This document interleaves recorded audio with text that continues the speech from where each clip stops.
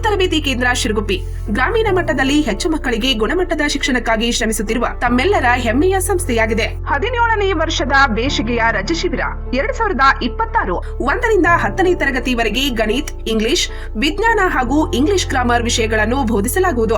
4 ಮತ್ತು 5ನೇ ತರಗತಿಗಳಿಗೆ ನವೋದಯ, ಸೈನಿಕ್, ಆಳ್ವಾಜ್, ಮೊರಾರ್ಜಿ ತರಬೇತಿ ಕೊಡಲಾಗುವುದು. ಸೂಚನೆ: ಶಾಲಾ ವಿಷಯಗಳ ಜೊತೆಗೆ ನೈತಿಕ ಶಿಕ್ಷಣ, ಅಭ್ಯಾಸ ಕೌಶಲ್ಯ, ಸಂಸ್ಕಾರ ಶಿಬಿರ ನಡೆಸಲಾಗುವುದು. ಉತ್ತಮ ಊಟ, ಉಪಚಾರದ ಹಾಸ್ಟೆಲ್ ಸೌಲಭ್ಯ. ಪ್ರವೇಶಕ್ಕಾಗಿ ಸಂಪರ್ಕಿಸಿರಿ. ಸಂದೀಪ್ ಸರ್. ಮೊಬೈಲ್ ಸಂಖ್ಯೆ 9632521581. ಮುಗಳಿ ಗ್ರಾಮದಲ್ಲಿ ಶ್ರೀ ಬಸವೇಶ್ವರ ದೇವರ ಜಾತ್ರೆ. ಧರ್ಮದ ಊರಿನಲ್ಲಿ ಶ್ರೀಮಂತನ ದರ್ಬಾರ್ ಎಂಬ ಸುಂದರ ನಾಟಕ ಪ್ರದರ್ಶನ. ಚಿಕ್ಕೋಡಿ ತಾಲೂಕಿನ ಮುಗಳಿ ಗ್ರಾಮದ ಶ್ರೀ ಬಸವೇಶ್ವರ ಜಾತ್ರಾ ನಿಮಿತ್ತವಾಗಿ ಗ್ರಾಮದ ಶ್ರೀ ಬಸವೇಶ್ವರ ನಾಟ್ಯ ಸಂಘದವರ 28ನೇ ಕಲಾಕುಸುಮ ಮತ್ತು ಮುತ್ತಪ್ಪ ಮುಷಪ್ಪ ಸಿಂಗಾಡಿ ಇವರ ವೀರಚಿತ್ರ ನಾಟಕ ಧರ್ಮದ ಊರಿನಲ್ಲಿ ಶ್ರೀಮಂತನ ದರ್ಬಾರ್ ಅರ್ಥಾರ್ಥ ಬಡವನಿಗೆಲ್ಲಿದೆ ಬೆಲೆ ಎಂಬ ನಾಟಕವನ್ನು ಸೋಮವಾರ ದಿನಾಂಕ 16ರಂದು ಪ್ರದರ್ಶಿಸಲಾಯಿತು.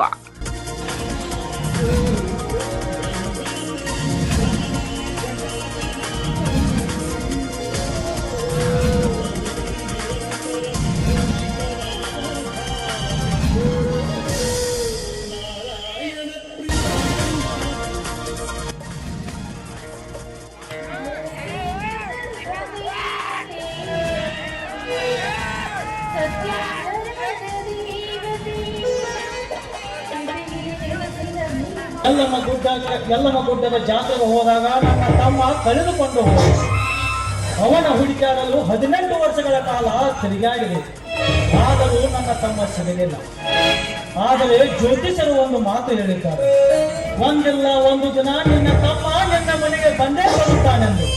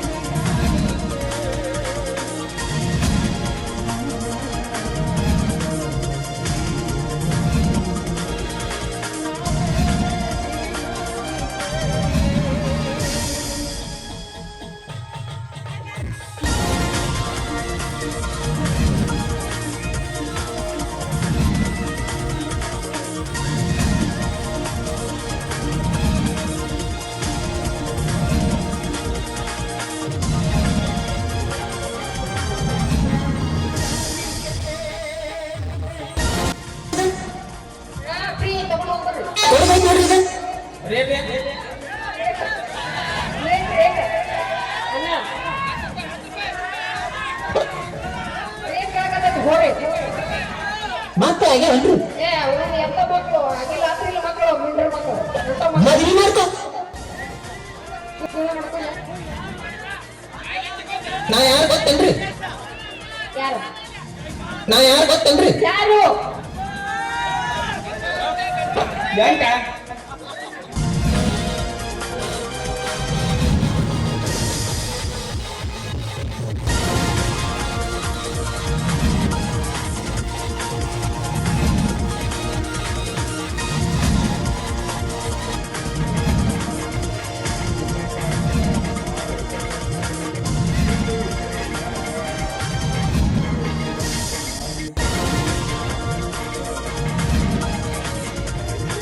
ನಾಟಕ ಪ್ರಾರಂಭಕ್ಕೂ ಮುನ್ನ ಉದ್ಘಾಟನೆ ಸಮಾರಂಭ ನಡೆಯಿತು.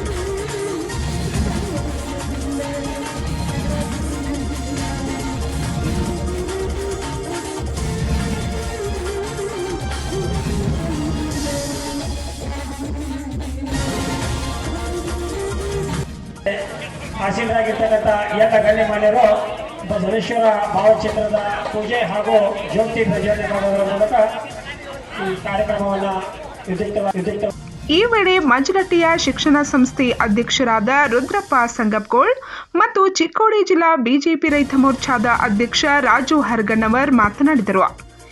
ಎಲ್ಲರಿಗೂ ನಮಸ್ಕರಿಸುತ್ತಾ ತಮಗೂ ನಮಸ್ಕರಿಸುತ್ತಾ ಈ ವೇದಿಕೆ ಇಲ್ಲಿ ಮಾತಾಡ್ತಕ್ಕಂಥದ್ದು ಇಲ್ಲೇನು ಬರೋದಿಲ್ಲ, ಯಾಕೆ ಆ ಪೇಷನ್ಸ್ ನಿಮ್ಮಲ್ಲಿ ಇರುವುದಿಲ್ಲ.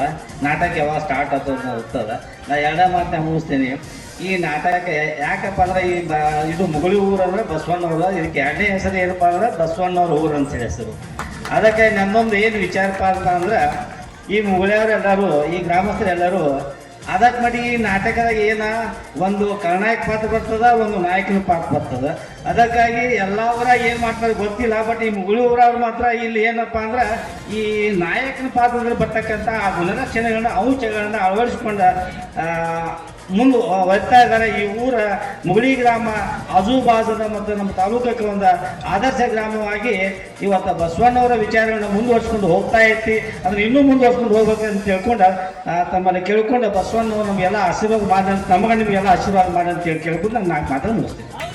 ಈ ವೇಳೆ ನಾಟಕ ಸಂಘದ ಮಾಲೀಕರಾದ ರಾಜು ಗೋಟೆ, ಗ್ರಾಮದ ಪೊಲೀಸ್ ಪಾಟೀಲರಾದ ಮಲ್ಗೌಡ ಪಾಟೀಲ್, ಮಾಜಿ ತಾಲೂಕಾ ಪಂಚಾಯಿತಿ ಸದಸ್ಯರು ಹಾಗೂ ಚಿಕ್ಕೋಡಿ ಕೆಡಿಪಿ ಮೆಂಬರ್ರಾದ ರಾಜು ಪಾಟೀಲ್, ಕೆಂಪಯ್ಯ ಮಠಪತಿ ಡ್ರೈವರ್, ಅಮ್ಮನಗಿ ಅರ್ಬನ್ ಬ್ಯಾಂಕ್ನ ಮುಗುಳಿ ಶಾಖೆಯ ಅಧ್ಯಕ್ಷರಾದ ಆನಂದ್ ಪಾಟೀಲ್, ಜಾತ್ರಾ ಕಮಿಟಿ ಸದಸ್ಯರಾದ ಬಸಗೌಡ ಪಾಟೀಲ್, ಮಾಜಿ ಗ್ರಾಮ ಪಂಚಾಯಿತಿ ಅಧ್ಯಕ್ಷರಾದ ತಮ್ಮಣ್ಣ ಬಂಬಲವಾಡಿ, ಮಾಜಿ ಗ್ರಾಮ ಪಂಚಾಯಿತಿ ಅಧ್ಯಕ್ಷರಾದ ವಿರೂಪಾಕ್ಷಿ ಕೊಟಬಾಗಿ, ಜಾತ್ರಾ ಕಮಿಟಿ ಸದಸ್ಯರಾದ ರಾವ್ ಸಾಹೇಬ್ ಮಾಧ್ಯಾಳಿ, ಮುಗುಳಿ ಎಸ್ಡಿಎಂಸಿ ಅಧ್ಯಕ್ಷರಾದ ಬಾಬಾಗೌಡ ಪಾಟೀಲ್, ಏಕತಾ ಮೆಲೋಡಿ ಸಂಕೇಶ್ವರ್ನ ಇಲಾಯಿ ಸರ್, ಮಾಜಿ ಗ್ರಾಮ ಪಂಚಾಯಿತಿ ಅಧ್ಯಕ್ಷರು ಹಾಗೂ ಸದಸ್ಯರಾದ ರಮೇಶ್ ಪಾಟೀಲ್, ಮುಗುಳಿ ಕಲಾವಿದರ ಸಂಘದ ಬಸಗೌಡ ಪಾಟೀಲ್ ಸೇರಿದಂತೆ ಮುಗುಳಿ ಹಾಗೂ ಸುತ್ತಮುತ್ತಲಿನ ಗ್ರಾಮಸ್ಥರು, ನಾಟಕ ಪ್ರೇಮಿಗಳು ಉಪಸ್ಥಿತರಿದ್ದರು.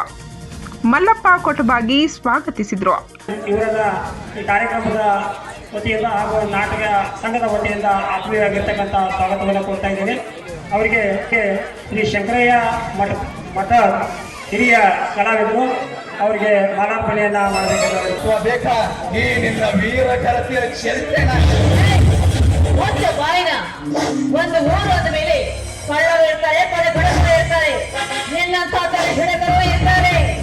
ಆಗುತ್ತ ಎಲ್ಲ ಹೆಣ್ಣುಗಳು ಸೋಳಿಯರಾಗಿರೋದಿಲ್ಲ ಕಣೋ. ಈಗಿರುವ ಸಮಾಜದಲ್ಲಿ ಇವರೆಲ್ಲ ಗರತಿಯರೇ, ಇಲ್ಲಿ ಕುಳಿತವರೆಲ್ಲ ನನ್ನ ಗರತಿಯರೇ. ಹೆಣ್ಣು ಅಂದ್ರೆ ಅಪ್ಪಟ ಬಂಗಾರ ಕಣೋ. ಹೆಣ್ಣು ಅಪ್ಪಟ ಬಂಗಾರ. ಏ ಕಾಚಡ, ಹೆಣ್ಣಿನ ಬಗ್ಗೆ ನನಗೆ ತಿಳುವಳಿಕೆ ಹೇಳುವಷ್ಟು ಜಾಣನಾಗಬೇಡ ವಯ್ಯಾರಿ. ಯಾಕೆಲ್ವೋ ಮುಚ್ಚ ಬಾಯ್ನ. ಹೆಣ್ಣು ಅಂದ್ರೆ ಏನಂದುಕೊಂಡಿದ್ಯಾ? ನಿನ್ನ ಕಾಲಲ್ಲಿ ಹಾಕಿ ಹೊಸ ಕಾಪೋ ಕಸ ಅಂತ ತಿಳಿದೇನು? ಹೆಣ್ಣು ಈ ಜಗದ ಕಣ್ಣು. ಅಷ್ಟೇ ಅಲ್ಲ, ನಿನ್ನ ಹೊತ್ತವರ ಹೆಣ್ಣು, ಹೊತ್ತವರ ಹೆಣ್ಣು. ನಿನ್ನ ಹೊತ್ತು ನಿಂತ ಈ ಭೂಮಾತೆ ಒಂದು ಹೆಣ್ಣು. ನೀನು ಕುಡಿಯುವ ನೀರು ಹೆಣ್ಣು. ಹೆಣ್ಣು ಒಲಿದರೆ ನಾರಿ, ಮುನಿದರೆ ಮಹಾಮಾರಿ. ಹೆಣ್ಣಿನ ಬಗ್ಗೆ ಹೇಳ್ತಾ ಹೋದ್ರೆ ಇತಿಹಾಸವೇ ಸಾಲಲ್ಲ ಕಣ. ಹೆಣ್ಣಿನ ಬಗ್ಗೆ ಕೀಳಾಗಿ ಮಾತಾಡೋ ನೀನೊಬ್ಬ ಮೂರ್ಖ. ಸಾಕು ಮಾಡಿ ನಿನ್ನ ಹಳೆ ವೇದಾಂತದ ಪುಸ್ತಕದ ಪುಟವನ್ನ ಹೋಗಬೇಡಿ. ನಿಮಗೆ ಬೇಜಾರಾದಾಗ ಸುತ್ತಾಗಬೇಕೆಂಬ ಆಸೆ ಆದರೆ ಜೊತೆಗೆ ಯಾರನ್ನಾದ್ರೂ ಕರೆದುಕೊಂಡು ಬನ್ನಿ. ಆಯ್ತು, ನೀವು ಹೇಳಿದಂತೆ ನಡೆಸ್ಕೊಳ್ತೇನೆ. ಆದ್ರೆ ಈ ನಿಮ್ಮ ಉಪಕಾರವನ್ನು ಯಾವಾಗಲೂ ಬರುವುದಿಲ್ಲ. ಅಂದ ಹಾಗೆ ನೀವ್ಯಾರು? ಯಾರನ್ನು ಕೇಳಿದ್ರೆ ಏನು ಹೇಳಿ? ನಾನೊಬ್ಬ ಅನಾಥ ಪ್ರವೀಣ ಅಂತ. ಅಂದ್ರೆ ಈ ನಿಮ್ಮ ಮಾತಿನ ಅರ್ಥ ಮಾಡಿಕೊಂಡ್ರೆ ಏನಿದೆ ಜ್ಯೋತಿ? ಕಂಡವರ ಮನೆಯಲ್ಲಿ ಕೈ ಚಾಚಿ ಬೆಳೆದ ಅಥವಾ ಆ ಎಲ್ಲ ಮನೆ ಕೊಡದಲ್ಲಿ ರೇಣುಕಾಂಬೆಯ ನೈವೇದ್ಯಗಳನ್ನು ಹೇಳಿ ಈ ಅನಾಥನ ಗೋಳನ್ನು. ಅಂದಹಾಗೆ ತಾವೇ ನಾನು ಭದ್ರೇಗೌಡನ ತಂಗಿ ಜ್ಯೋತಿ ಅಂತ. ಅವ್ರಿಗೆ ನಾನೊಬ್ಬರೇ ತಂಗಿ. ಸರಿ, ಮನಸ್ಸು ಚಂಚಲ ಮಾಡಿಕೊಂಡು ಈ ಅನಾಥನ ಗೋಳಿನಲ್ಲಿ ಏನು ತಗೊಂಡು ಬಲ್ಲ? ನಿಮ್ಮನ್ನು ಬಿಟ್ಟು ಬದುಕುವ ಶಕ್ತಿ ನನಗಿಲ್ಲ. ನೀವು ನನ್ನ ಪ್ರೀತಿ ಒಪ್ಕೊಂಡು ಹೋಗಿದ್ರೆ ನಾನು ಇದೇನು ಪ್ರಯೋಜನ? ಈಗಲೇ ಕೆರೆಯ ಬಾವಿ ನೋಡ್ಕೊಂಡು ಜ್ಯೋತಿ, ತಂದೆ ತಾಯಿಯ ಪ್ರೀತಿಯಿಲ್ಲದೆ ಪ್ರಾಣ ಮಾನವ ಬೆಳೆದವರು ನನಗೆ ನನ್ನ ಮೇಲೆ ಕರುಣೆ ತೋರಿ ಆ ಬ್ರಹ್ಮ ನಿಮ್ಮ ಜೊತೆ ಬಾಳು ಬದುಕಿಗೆ ಕಂಡು ನನ್ನ ಹಣೆ ಬರದಲ್ಲಿ ಬರೆದಿರುವಾಗ ನೀವೇಕೆ ಕೇಳಿನ ಬಯಸಿಬಿಟ್ಟು ಸತ್ತೋಗ್ತೀಯ? ಈ ಜೀವ ಇರ್ತಾನೆ ಕಾನಿನ ಪ್ರೇತ ಮನೆಗೆ ಬೋಳು. ಅಬ್ಬಾ ಈಗ ನೀವು ನನ್ನ ಪ್ರೀತಿ ಒಪ್ಕೊಂಡ್ರಲ್ಲ ನನಗೆ ತುಂಬಾ ಸಂತೋಷವಾಯ್ತು. ಬನ್ನಿ, ಇದೇ ಸಮಯದಲ್ಲಿ ನಾನು ಹಾಡಿಕೊಳ್ಳೋಣ.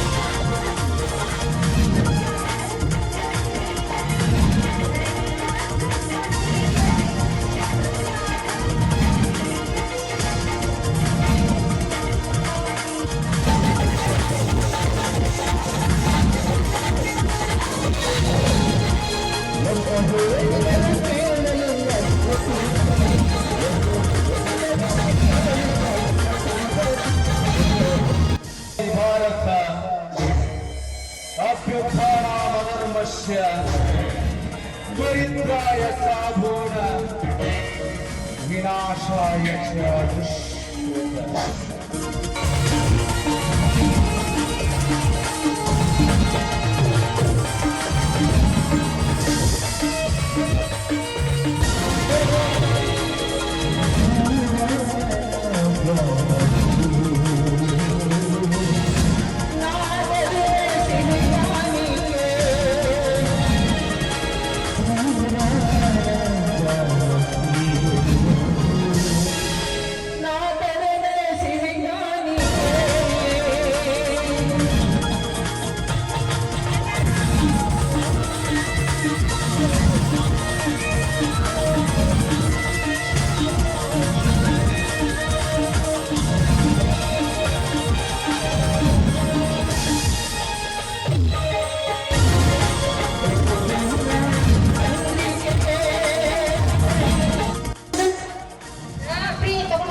ಕೊಡ್ಬೇಕು ನೋಡ್ರಿ ಈಗ.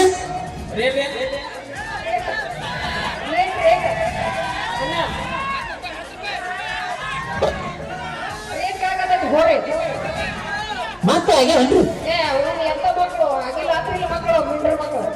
ಮದ್ವಿ ಮಾಡ್ಕೊ. ನಾ ಯಾರು ಗೊತ್ತೇನ್ರಿ? ನಾ ಯಾರು ಗೊತ್ತೇನ್ರಿ?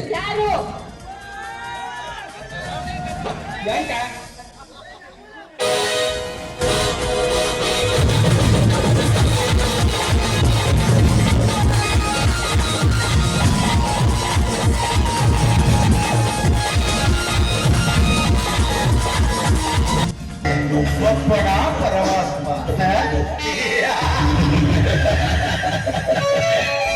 ಸತ್ಯ ನ್ಯಾಯ ನೀತಿ ಧರ್ಮ ಅಂತ ಬದುಕಿದ್ದೆ ಆದ್ರೆ ಕೂಡುಗುಂಬಿರಿಯಾಗಬೇಕಾಗತ್ತೆ ಈ ಸಮಾಜದಲ್ಲಿ.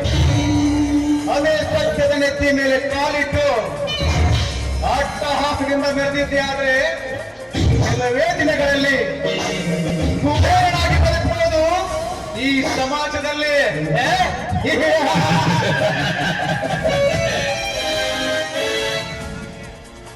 ಈ ಭದ್ರೇಗೌಡ ಒಂಥರ ಕರೆಕ್ಟ್ ಇದ್ದ ಹಾಗೆ ಸತ್ಯವೇವ ಜಯತೆ.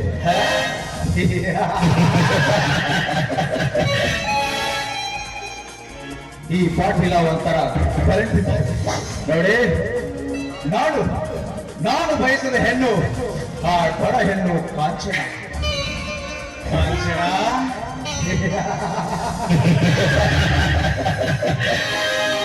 ಈ ಭದ್ರೇಗೌಡ ಕಾಲಿಟ್ಟ ಭೂಮಿಯನ್ನ ಕಟ್ಟಿಟ್ಟ ಹೆಣ್ಣನ್ನ ಯಾವತ್ತೂ ಬಿಟ್ಟವನಲ್ಲ.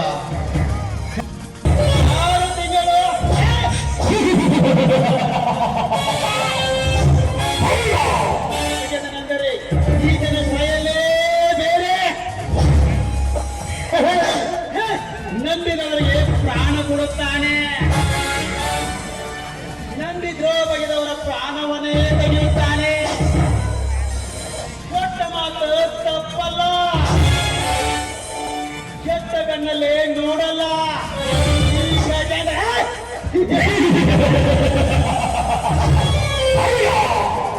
ಖಂಡಿತ ಹೆಣ್ಣನ್ನು ಬಿಟ್ಟಿಲ್ಲ, ಬಿಡುವ ಚಾನ್ಸೂ ಇಲ್ಲ.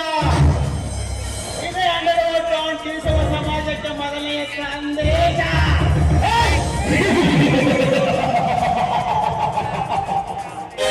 ಭದ್ರೇಗೌಡ. ಪಂಚ್ ನ್ಯೂಸ್ಗಾಗಿ ಮುಗುಳಿಯಿಂದ ಕಲ್ಲಪ್ಪ ಬಡಿಗೇರ್.